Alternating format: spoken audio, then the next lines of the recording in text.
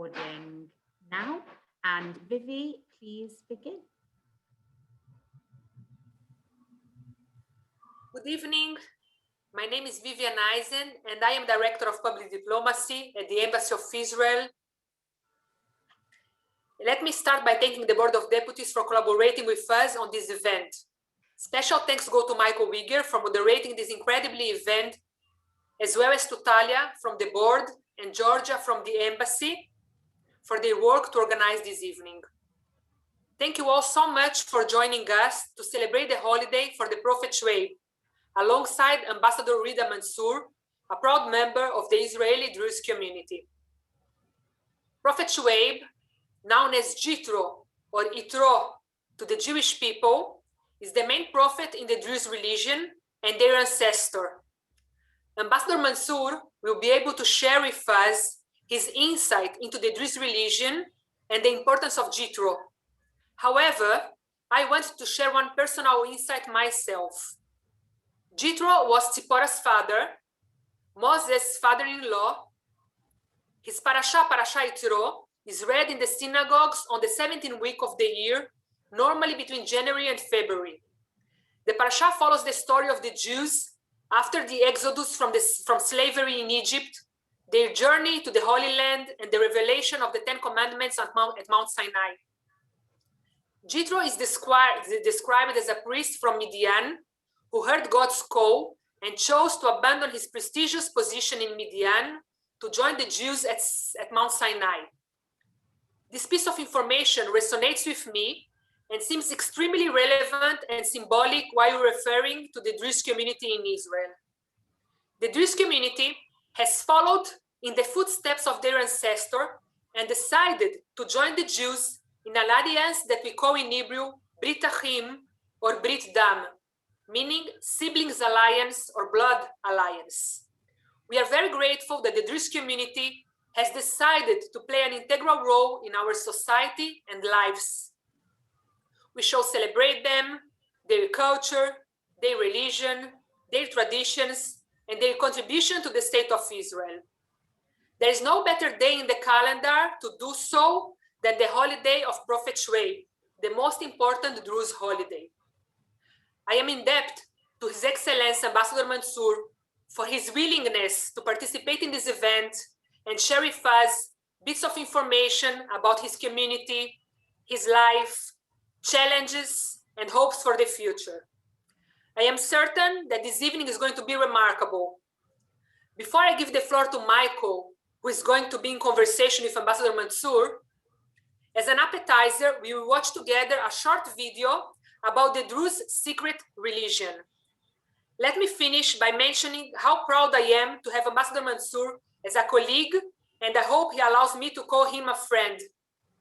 Reda is a polymath, Ish Eshkolot in Hebrew, a diplomat, a historian, an author, a poet, a doctor, and a university professor. Thank you so much, Reda, for agreeing to spend this evening with us. And now to the video.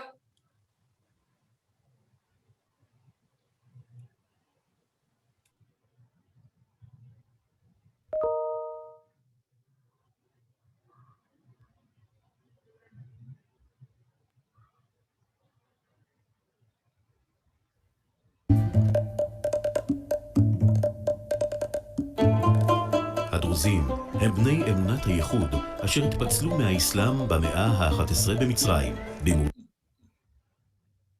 במרוצת השנים, הדת נהייתה סודית. אנחנו נמצאים באחד המקומות הקדושים של העדה הדרוזית. פה קבור נביא סבלן. הנביא סבלן הוא אחד הנביאים שייסד את הדת שלנו. במאה ה-11 אחרי הספירה, כשנוסדה הדת במצרים, כל מי שרצה להצטרף לדת הזאת, הצטרף. ואחרי 24 שנה נסגרו שערי הכניסה לדת הזאת. ונקבע אז שהדרוזי הוא רק מי שנולד לשני הורים דרוזים. אז לכן מי שלא הצטרף במשך 24 שנה, ומי שלא נולד לשני הורים דרוזים, למעשה לא יכול להיות. אין שום אפשרות. יאללה, מחמוד. אצלנו הנשיקה היא השוויון הדתי החברתי בין בני האדם. לא חשוב איזה שייך או איזה דרגה בחירה בדת, אם ילד קטן מנשק את ידו, הוא מנשק את יד הילד בחזרה. כיף על חדרתך, שלום ריאד, שלום אופן. הדת הדרוזית היא דת מונותאיסטית, לא מיסיונרית וסודית. מקום התפילה של הדרוזים בערבית נקרא חילווה. חילווה זה מקום צדדי. הוא פורש מהמקום ההומה באנשים. והוא מתאחד בינו לבין בורא עולם. על מנת תיכנס לחוג של הדת, אתה צריך ללמוד דברים בתורת הנסתר, ולכן זה קשה. ולכן אחוז הדתיים הוא 15%, ולא כולם אפילו מבינים את הדת. צמל הדתי מורכב מחמישה צבעים: ירוק, אדום, צהוב, כחול ולבן. הירוק זה טבע, אדום זה אהבה, צהוב חיטה, כחול מים ולבן זה טוהר. בישראל יש 120,000 דרוזים כולל רמת הגולן. הקדושה היא למקום שבו נולדת. אין קדושה לגבולות.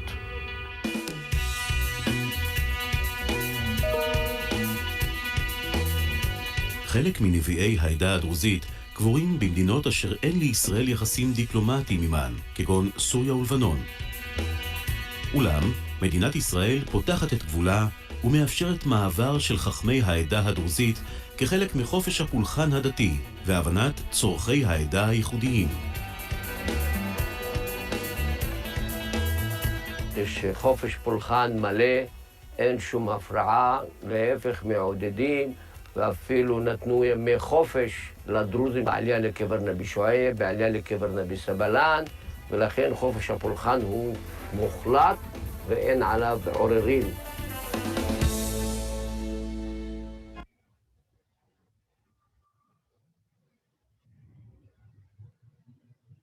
Thank you very much. Good evening, everybody. And thank you very much, Vivi, for the introduction and for sharing the wonderful video with us. My name is Michael Wegier, and I'm the new Interim-Chief Executive for the Board of Deputies of British Jews. It's an honor to be hosting my first event, an external event, with the Israeli Embassy in the UK. I look forward to working together. It's a pleasure knowing many people in the embassy. I look forward to many more opportunities. But as Vivi said, we've come together this evening to celebrate Israel's wonderful Druze community, about 143,000 strong. And specifically, we're going to learn a bit more, as she said, about the Prophet Shu'ayb. And it's such an honor for us to have this evening our special guest, Israel's ambassador to Panama, Reda Mansour, who is talking to us from Panama this evening. He's an Israeli Druze diplomat, a poet, and historian. Before being in Panama, the ambassador was in Brazil and in Ecuador, where he had been appointed at the very young age of 35, the youngest ambassador in Israel's history. Previously, he was a deputy ambassador in Portugal, consul general in Atlanta, and dean of the Atlanta Consular Corps and consul in San Francisco. Ambassador Mansour holds a PhD from Haifa University, where his doctorate was focused on the history of modern Syria. And he also has a master's degree from Harvard University's Kennedy School of Government, and he speaks 5 languages. The ambassador was a professor in the Israel National Defense College at Haifa University and also at Emory University in Atlanta. The ambassador is a long-term activist in the promotion of dialogue and the integration of minorities. In recognition of his efforts, he was inducted into the Dr. Martin Luther King Jr. Board of Sponsors at Atlanta's prestigious Morehouse College and awarded the Israeli Prime Minister and President Award and the AJC President Award. He's received many other awards for leadership and innovative work, among them the International Heroes Award for Excellence and the Juscelino Kubitschek Brazilian President Medal of Merit and the Tree of Life Award. I hope I did not mangle that name too terribly. I think this just gives us a small sense of the ambassador's achievements, but much more important that we hear from him himself. And again, we are so delighted and honored he's with us.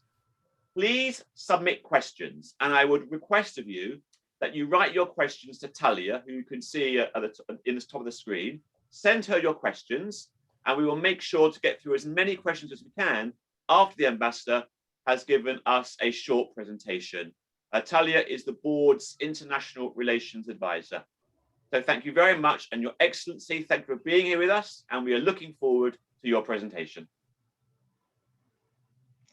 Thank you, Michael. And I want to begin by thanking Michael and your team, and Vivi, my friend, and your team in the embassy for this opportunity to speak with you tonight about my community, the Druze community in Israel.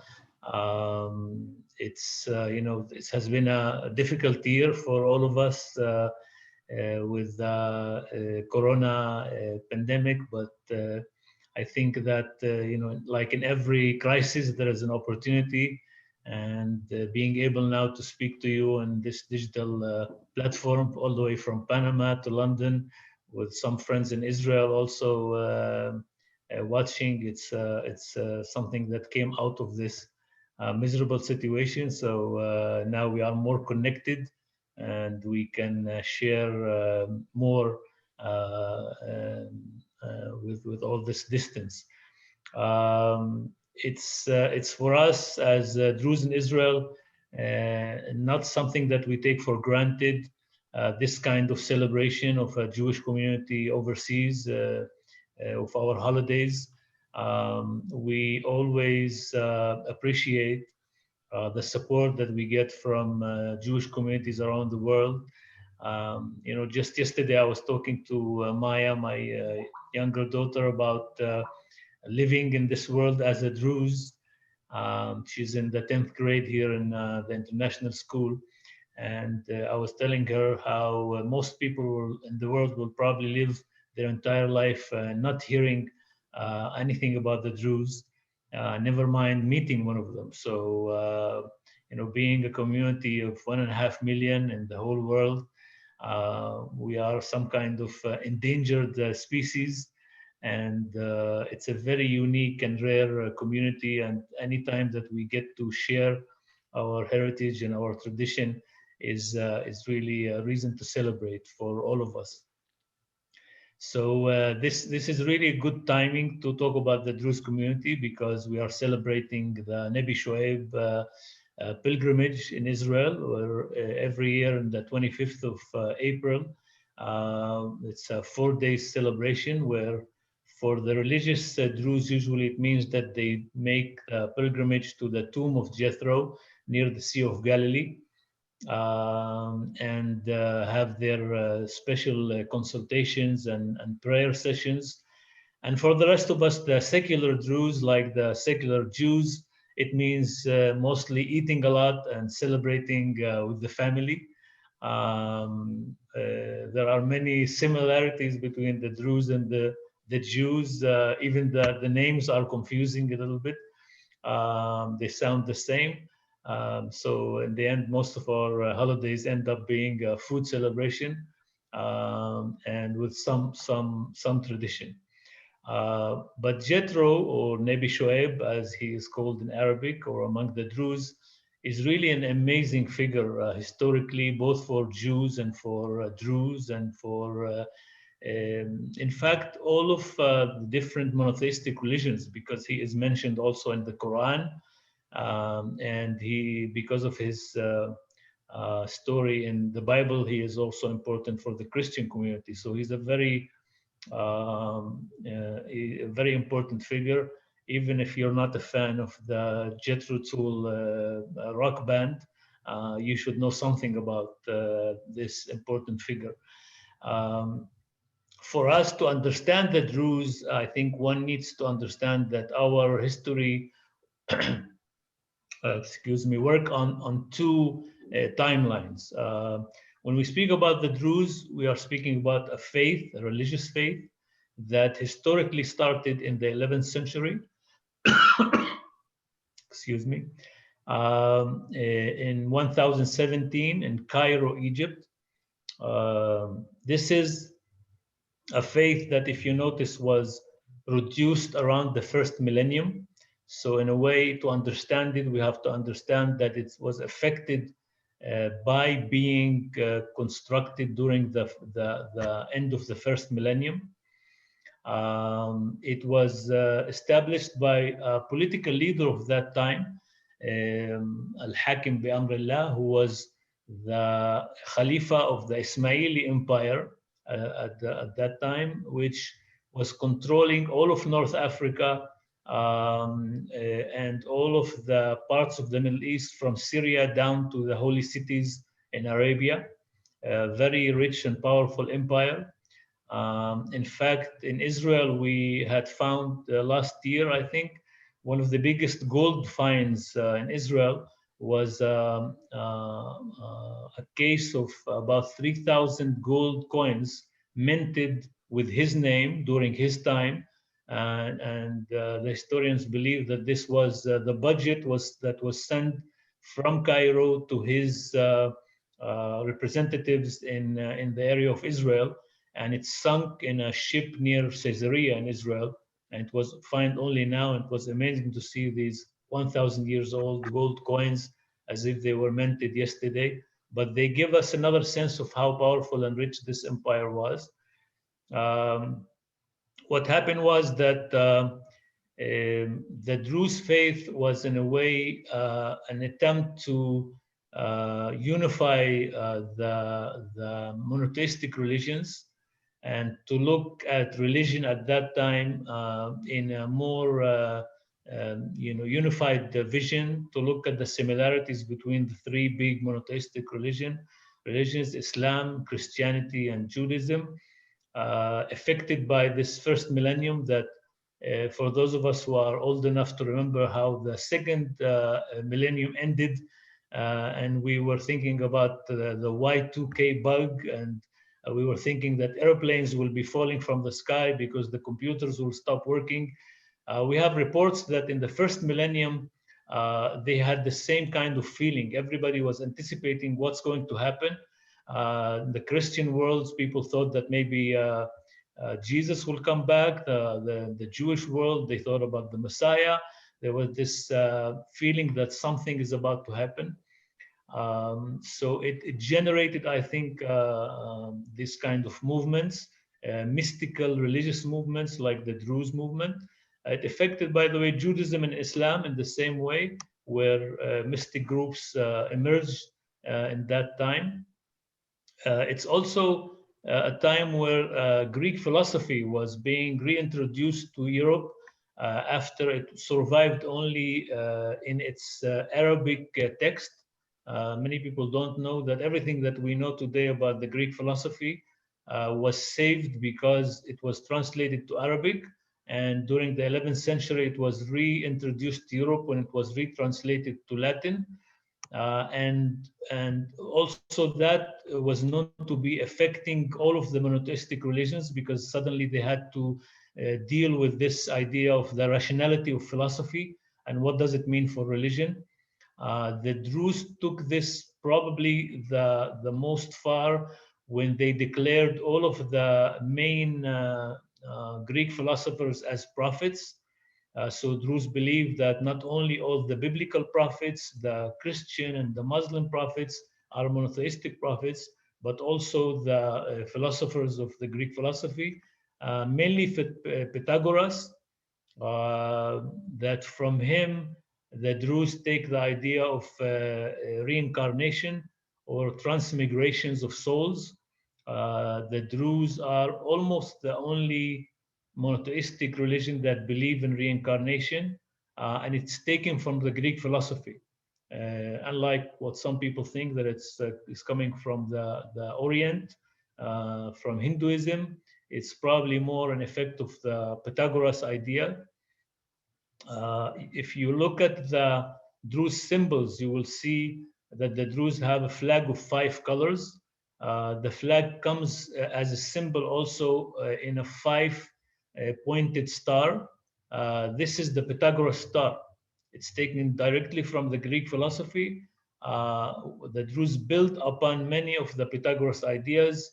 They believe in the numerical mathematical effect in the universe, in the stars, in the way things happen. So the Druze created in the 11th century this theology that was basically a combination of Judaism, Islam, and Christianity, the components of the Greek philosophy, and some Middle Eastern mysticism. The Sufi movement affected the Druze as well. Because of that, what you see our religious people wearing, Sufism comes from the word in Arabic, suf, which is the kind of fabric that you can see the religious Druze wear that should imply modesty. And the Druze were also very affected in their religion by the Sufi movement. So as you can see, it's very complicated to understand this whole combination. And I think you see it when you open the Webster dictionary. Well, nobody open dictionaries anymore; they see it in the internet. But when you look at the Druze, you see that it will tell you this very weird sentence. Druze is a combination of Judaism, Christianity, Islam, Greek philosophy, Oriental beliefs, and Sufism. And then you need to figure out what does that mean. Now, I said that the Druze live on two timelines because although historically we started as a known organized religion in the 11th century, our theological belief is that we existed from the beginning of time. And when I say we consider ourselves as a part of the community of monotheistic believers who existed from the beginning of time. And that what connect us strongly to the story of Jethro. Because if you think about it, Jethro is a very unique figure in the Bible. He is the only person in the Bible who gets his own parasha, his own chapter of the Bible that name after him. Nobody have that, even Moses. And it's a very interesting question. Why did the editors of the Bible did that? But I think they treat Jethro in a way, in the same way we treat him in the Druze religion. Because for us, Jethro is the symbol of the pure monotheism that always existed. He is the symbol of justice as well, because he was sent to the Median tribe to call them to come back to ethical behavior and believe in God, because the Medians at that time were behaving also in a way, in the same way that the people of Sodom and Gomorrah were behaving, very unethical, very disbelieving, not following the teachings of God. So we see Jethro in these different lights. One of the symbol of the ancient belief in one God, and the second is as this figure that represents justice and ethical behavior. Now, obviously, also you have the family connection here, which is interesting. And in a way, I think both Jews and Druze are in a way, how shall I say it? They don't know what to do with this story because it's a problem, this story. What does it mean that Moses, the most important prophet in Judaism, married the daughter of Jethro, who wasn't Jewish? According to halakha today, his kids are not Jewish. But people forget that during the Bible, this kind of movement in and out of Judaism was much less formal. And we have several stories of important figures in the Bible who were not Jewish and deeply affected Judaism. So that's one part of it. But some parts of the Orthodox Jewish community find this complicated. And in some later Jewish text, it was claimed that Jethro was converted to Judaism to resolve this issue. In the Jewish faith, it's the same thing. Druze today is only a person who was born to a Druze or a Druze mother and father. You can't convert to be a Druze. So for the Druze religious community, it's also complicated to understand what does it mean that Moses married one of the daughters of of the most important prophet for the Druze community. And the way we resolve it is that they claim that in his household, he adopted several women, and she was one of them. And actually, in a way, she was not his biological daughter. We get here deeply into theological traditional text, but it's interesting how this whole story combined. For us in Israel, all of this doesn't matter. I think for us Jews and Druze, we like this story of Jethro and the way it unites us in something that happened 3,000 years ago.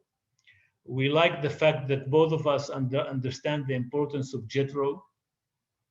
And for me personally, I can tell you that I've been rereading this story all of my life and using it many times.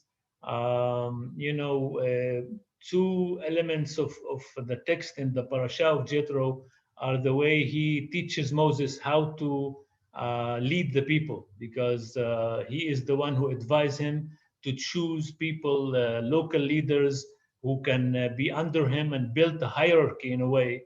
So not every small problem in the nation would have to come to Moses.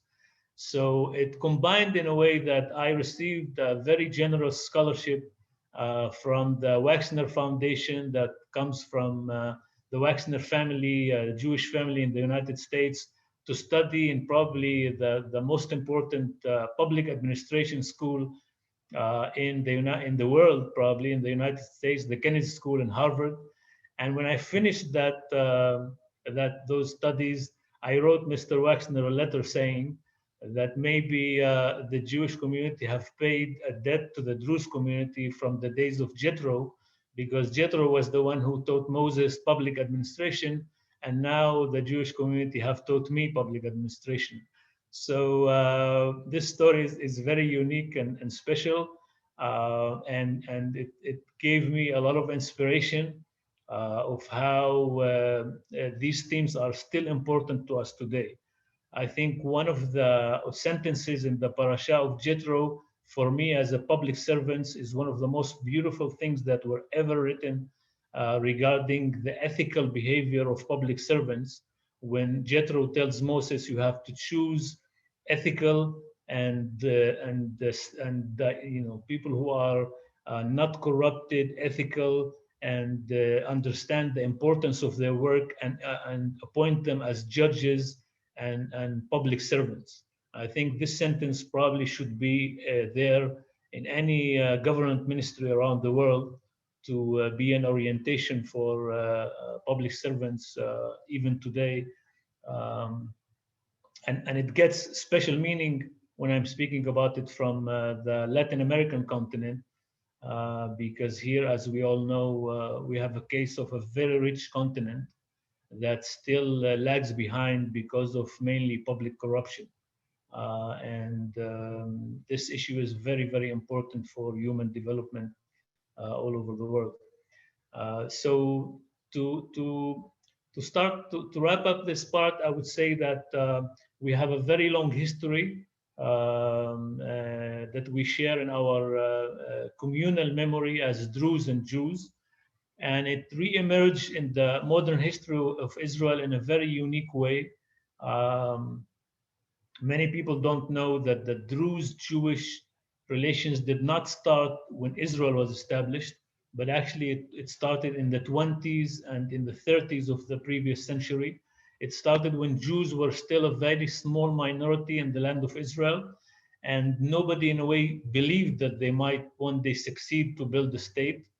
But it was a very natural and automatic combination and relationship, because we both are small communities, small nations of the world who were persecuted for a long time for their religious beliefs. I think we are both sharing a tradition of being very positive minorities who want to integrate into their countries and will always want to work for peace and coexistence. And even though the first Druze and Jews who met in Israel, people like my grandfather and his generation, did not even speak the same language, did not share the same culture, but they connected very quickly on the basis of this historical tradition. And I'm very proud today that after 73 years, we have built a very meaningful relationship in Israel. The integration of Druze should be a model for Israel and for other countries, and the way how you integrate minorities. We decided that we will give not only what we have to give our country by law, but we will invest in our country much more than it's needed. And you can see it in the high number of Druze who serve in the Israeli defense forces. When not more than 50% of the Israelis serve in the army today, 50% of the population will serve. 87% of the Druze, not only that they will serve, but they will get to combat units in the military. We have 440 Israeli soldiers who have fallen in the Israeli wars, which is a very high number for a community which is barely 1.5% of the population. But we believe that, as they say, freedom is not free. And if you want to live in a dignified, democratic, open society, you have also to take a part of the responsibility for that. And I'm very happy today that we don't just pay this price, but we also see the results of this effort with Druze, who has achieved greatly in Israel. Today we have ambassadors, professors in the university. We had ministers. We always are overrepresented in the parliament. You know, if we all Druze voted for the same party, we would not pass the threshold for entering the parliament. But typically we have 5 or 6 Knesset members, which is very impressive. I think also it tells you that the genes of Jethro has not passed from the Druze community, because we are very politically savvy and we know how to leverage our small number of votes. I truly, I've been preaching this for the last 30 years in North America, South America, and Europe, in all of my diplomatic missions, that any country in the world could look at the Druze-Jewish relationship and take it as a model of coexistence in a democratic society. So thank you again for this opportunity.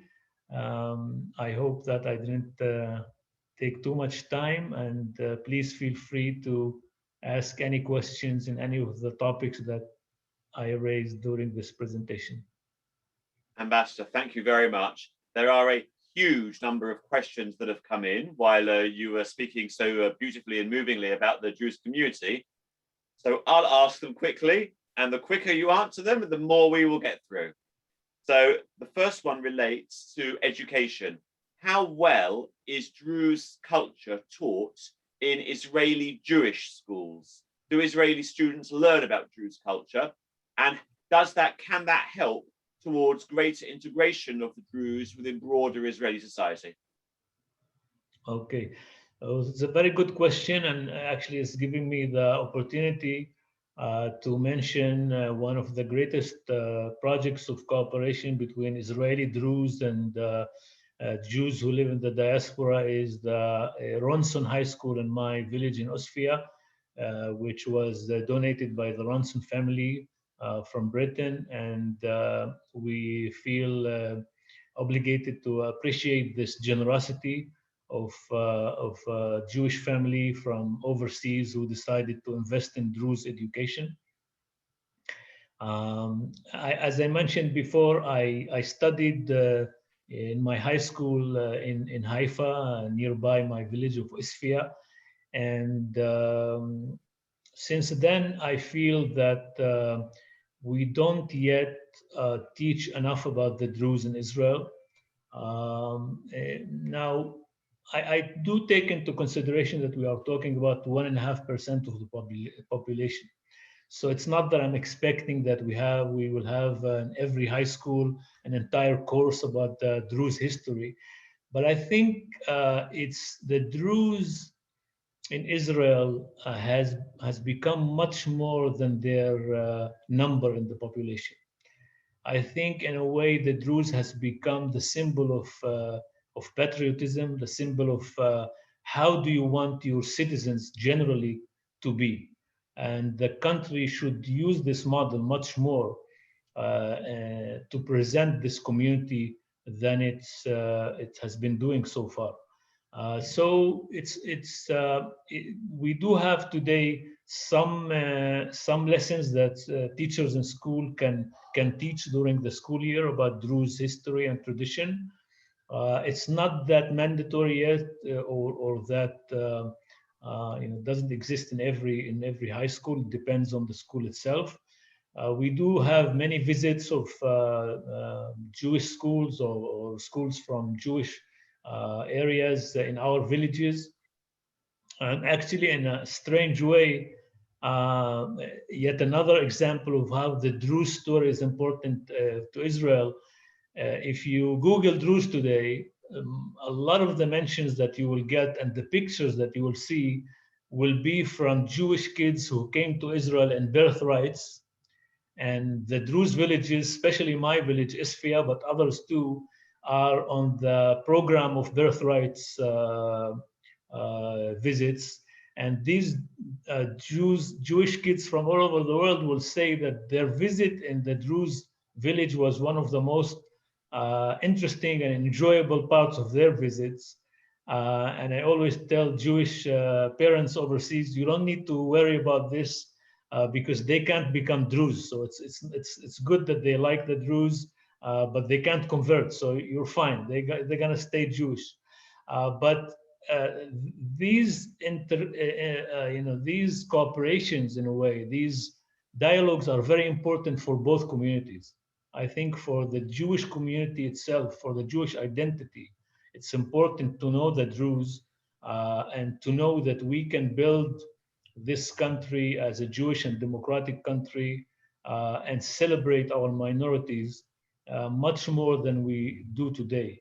I still travel around the world, and typically when I say I'm Israeli, people will assume that I'm Jewish.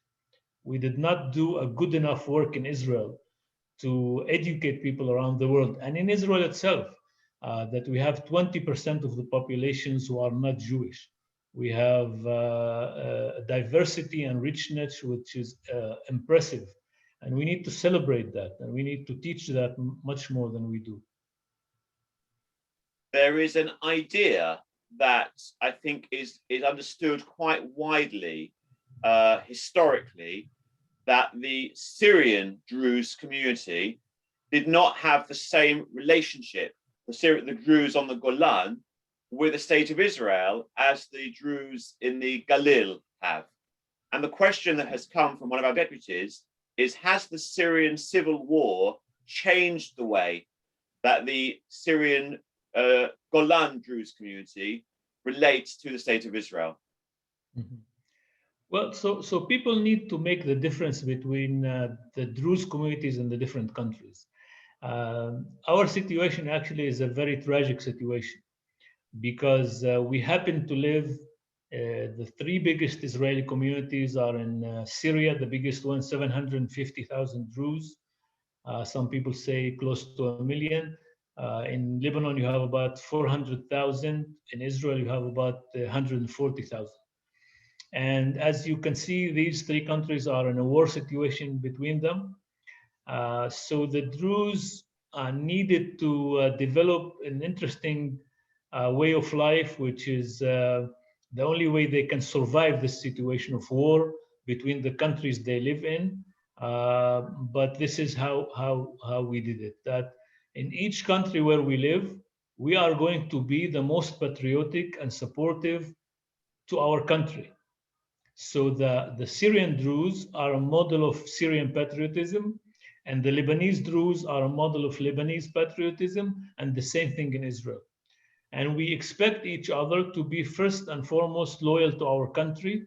This is the only way we can survive this situation. We can't be seen in our countries as cooperating with communities in enemy countries.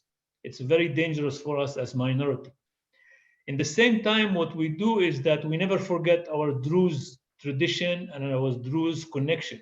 So what you've seen during the civil war in Syria, it was very fascinating to see how, because of the importance of the Druze in Israel to the Israeli military, the chief of staff in Israel, when the war in Syria started, and even the Minister of Defense declared openly that for us, the Druze in Syria are important because they are important to our Druze community in Israel.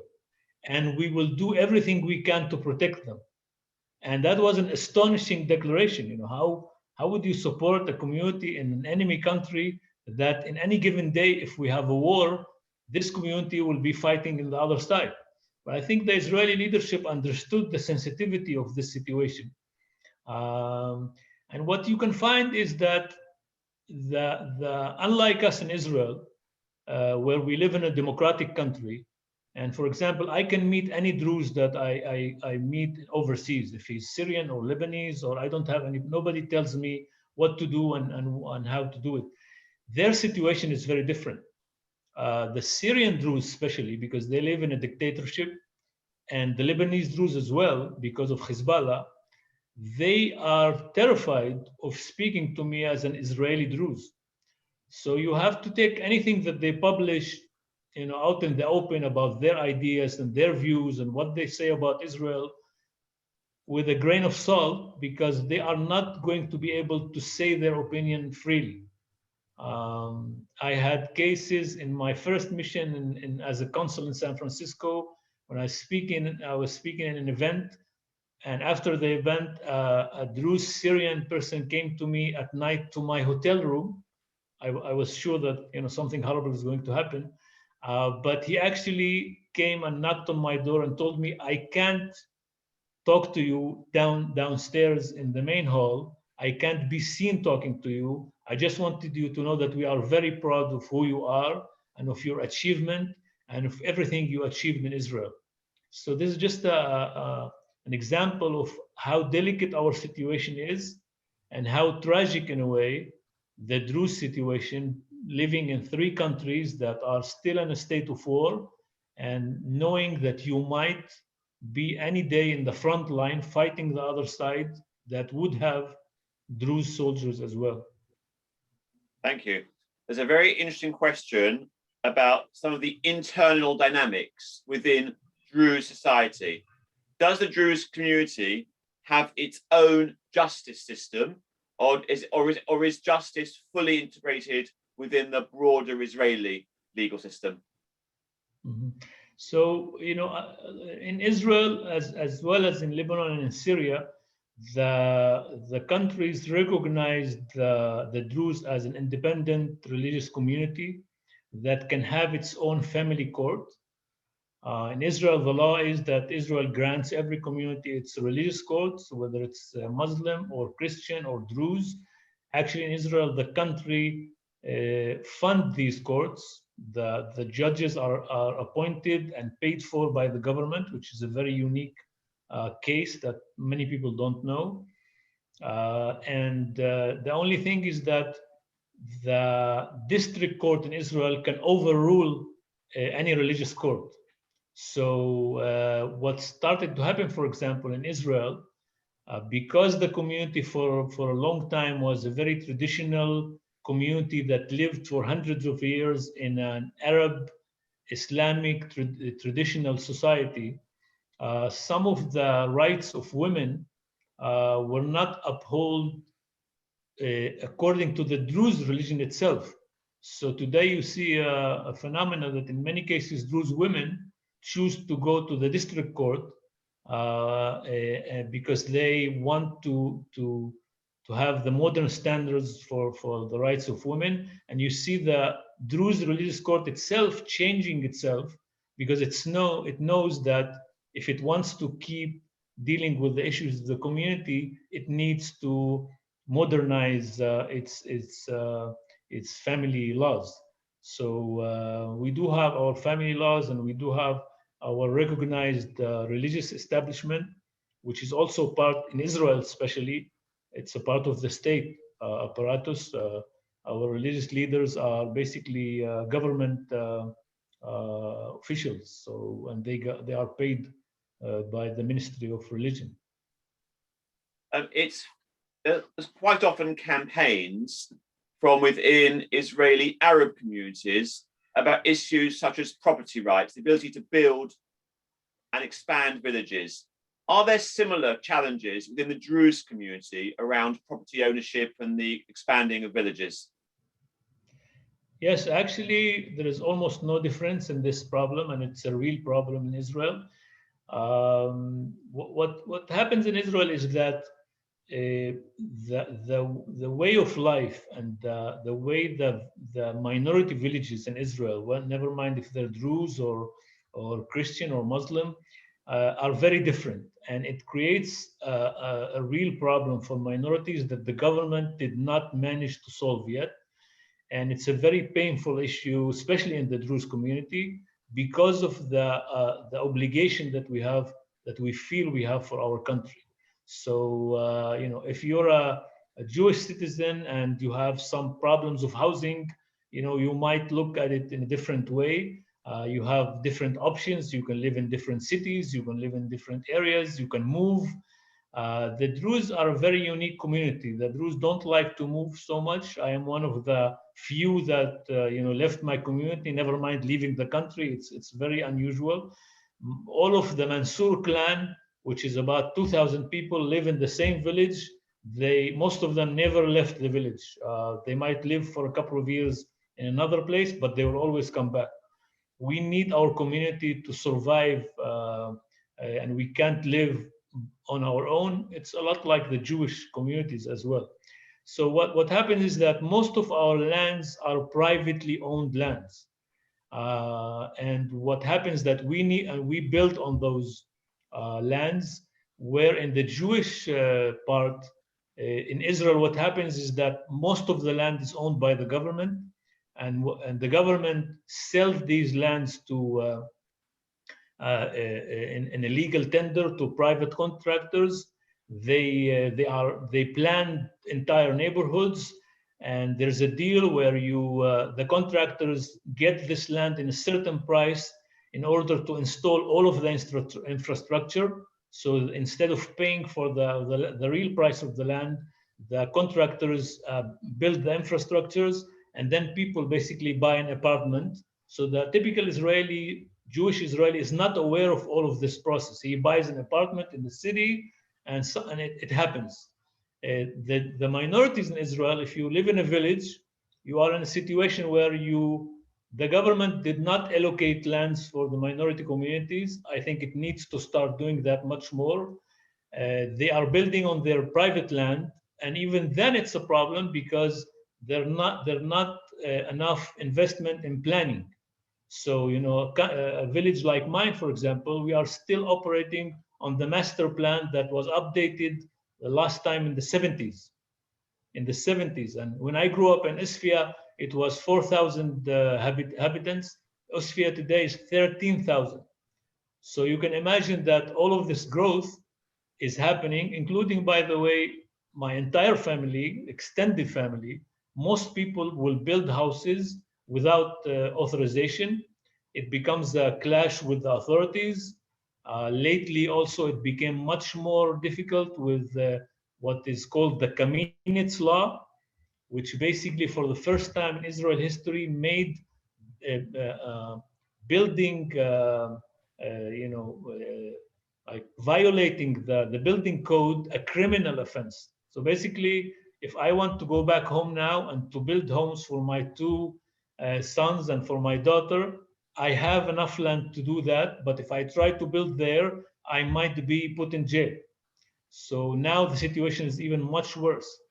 And I think, you know, we've been trying to change this in the last 2 years, but as you have seen, Israel has been in continuous elections for 2 years, and we're waiting to see a government so we can start working in the Knesset, because I think the Kaminitz regulations are just something that is not possible to happen. You know, if it stays the same, it will lead to a very big unrest in the country. So this is the problem of that, and many people don't understand these problems. You know, some of my Jewish friends might tell me, so why don't you move to the city? You can buy an apartment in Haifa. Well, I want to live with my community. I want to keep my tradition. I can't move from one city to another. Then they tell me, well, why don't you build high rises in the village? And then you know, I'm building on my own land, on my own expenses. I'm not a contractor who can build now 10 stories building in the village. So I think we need more dialogue on this issue, because I feel that we don't understand each other on this issue, because for the typical person in the city, they don't understand what the Druze wants with this whole issue of building and construction. And the Druze don't understand why the government is not doing enough to resolve their specific issue. So hopefully we will start dealing with this soon. So I'm going to move to a very different area now. One of our deputies noticed that you are a poet when I read that out earlier. And we've been asked if you would translate into English 2 or 3 lines from one of your favorite poems, so we can enjoy a little bit of your poetry. Is that possible? Mm-hmm. Well, it's I'm not sure technically if I can do it live, but if one of our assistants here, if you go to my Wikipedia page, you can see there a PDF of translated poems from Hebrew to English. And, okay, so Talia, while you do that, if we can get somebody who can put up a poem, very short, 6 lines, that is called "The Silence Between the Words," I would love to read it for you. But while Talia is looking for that, the silence between the words, yeah? While we're doing that, I'm going to ask you a final question. Oh, here we go. Oh, that was very quick. So, see, we are very technically savvy here this tonight. Look for a silence between the words. There's one that is called "The Silence Between the Words."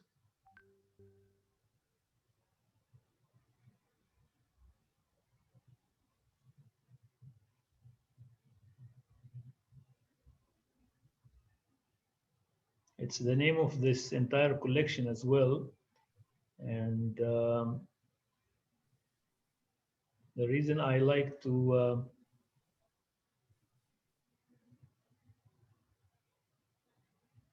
there we go. Here you go. You can, okay, wonderful. So the reason I like always to read this, and I found when the places that I served, I publish usually these poems, and I found that they've been used in services in synagogues and in churches in different places. It's a kind of a spiritual poetic poem. The silence between the words. The silence between the words, which, unlike them, does not pretend to provide answers.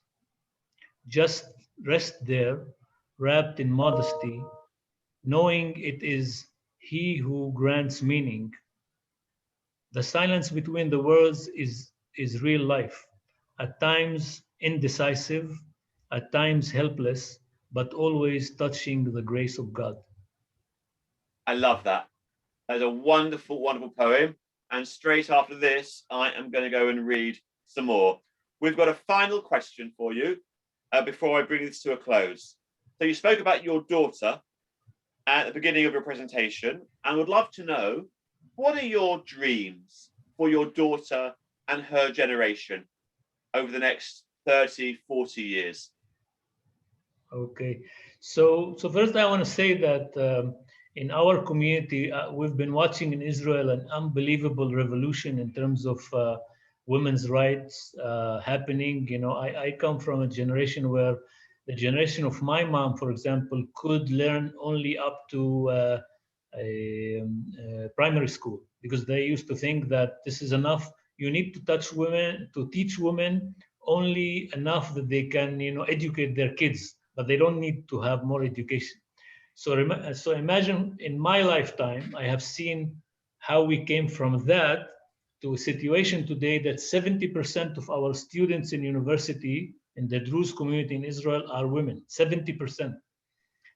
Most of our new PhDs now are women, and we have researchers, young girls, talented, who are now in London, in New York, in Washington, and even in the nuclear accelerator in Switzerland. So we've been watching this amazing social change, which is not easy to do.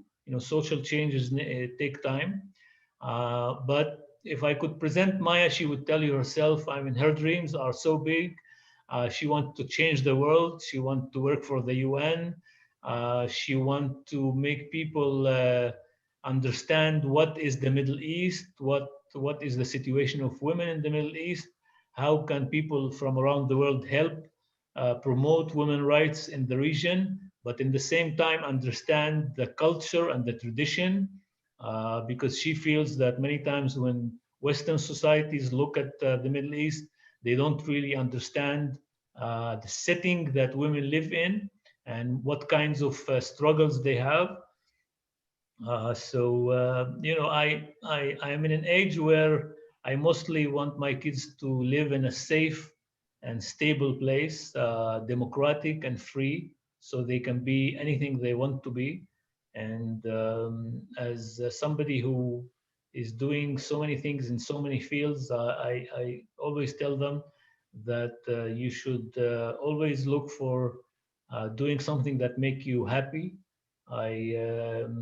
I feel that when I came to diplomacy, I found something that if I wouldn't have been paid for, I would do it as a hobby. So I'm one of the people who work in their hobbies, and I think that's the ideal situation. When you love what you do, you are going to be very good at it, and you're gonna be much more balanced in your personal and professional life. And so I want her to be to have these great dreams, but also in the Eastern philosophy, I don't want her to become too centered on a career, because I think that in the West today we spend too much time in running after our careers, and we lose sight of what really makes us happy and what give us quality of life. So I think East and West need to be balanced here, and we should chase our dreams, but not think that only those big careers are what make you happy, but also every one of us need to find the real issues that make them happy. And I see it myself. My heart is first of all in poetry, and second of all in history. And diplomacy gave me the way to continue to develop these two issues as well. So that's why I'm very happy about it. Well, we must regrettably bring this evening to a close and allow you to return to your day job in Panama. It has been an absolutely wonderful conversation. Let me thank you, first of all, and most importantly, for the time you gave us. Thank you, of course, to Vivi from the embassy with support from Georgia. Thank you to Talia from our team at the Board of Deputies. And it's really important for us, this relationship with the embassy and all the work that the board does to educate ourselves about Israel and to educate British society about Israel, and of course, our own Jewish community. And thinking of the Druze as a minority community within Israel, also important for us to reflect on our own responsibilities and privileges as a Jewish community here in the UK. So it was a wonderful evening. Thank you very, very much. And I wish everybody a good night. Thank you. Thank you very much. Thank you so much, everyone. Good evening. Thank you. Good evening. Bye-bye.